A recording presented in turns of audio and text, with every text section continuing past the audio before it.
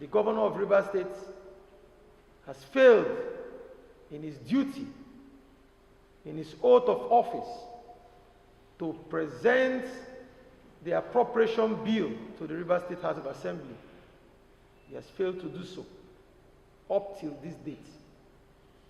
The Constitution in Section 121 mandates the governor to present the appropriation bill to the House of Assembly.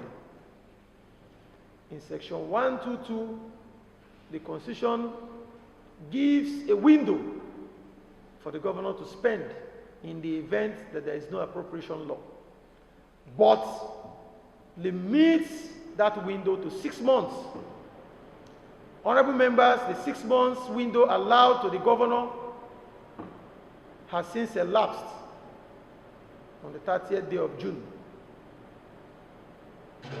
As we speak, there is no window for the governor to spend taxpayers' money or any fund from the Consolidated Revenue Fund of Rivers State.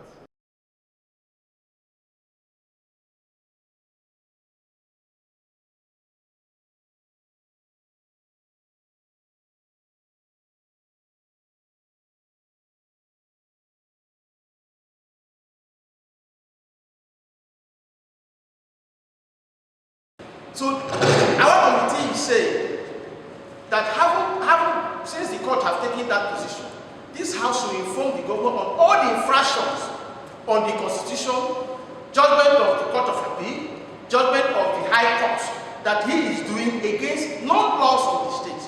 And the only thing we think we should do as a House, everything they say is vigilant and not be indolent.